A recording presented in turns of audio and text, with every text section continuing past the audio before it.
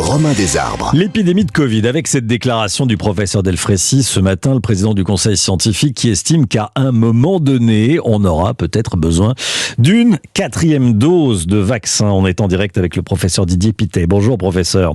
Bonjour. Merci d'être en direct avec nous dans Europe Midi. On a besoin de vos lumières. Vous êtes épidémiologiste, évidemment, chef du service de contrôle des infections aux hôpitaux universitaires de Genève. Qu'est-ce que vous en dites ?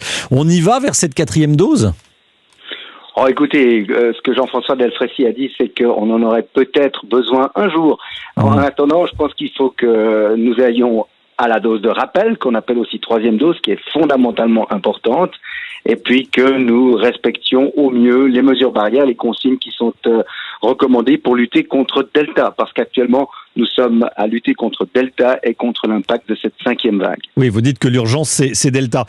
Mais sur la 4e dose, est-ce qu'en réalité, il n'y aura pas une 4e, une 5e, une 6e, une 10e dose, et que le Covid va devenir une maladie chronique ?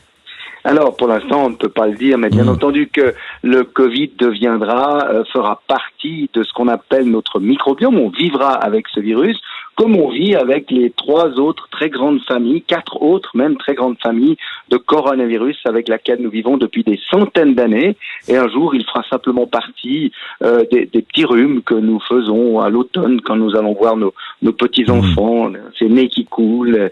Et voilà, on n'en est encore pas là parce que l'immunité globale dans la population est encore insuffisante et en particulier parce que la couverture vaccinale doit encore être améliorée, doit inclure une dose de rappel. Parlons donc de cette 3e dose et puis nous verrons effectivement si à l'occasion, dans les mois qui suivent ou dans les années qui suivent, il faudra une 4e dose possible. Mais ça dépendra tout de l'évolution de la pandémie et personne ne peut le dire encore aujourd'hui. Professeur, je voulais vous entendre également sur les dernières déclarations de l'OMS, du chef, du responsable des urgences à l'Organisation mondiale de la santé.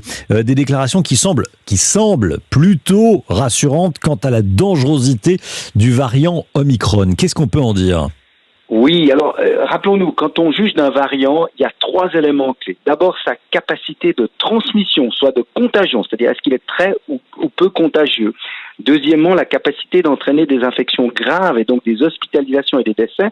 Et troisièmement, la capacité d'échapper éventuellement à l'immunité, qu'elle soit naturelle ou suite au vaccin. Alors, effectivement, le variant Omicron est plus capable d'être transmis. Il a un taux de transmission plus élevé que Delta, qui lui-même avait des taux de transmission plus élevés. Par contre, donc il est très contagieux.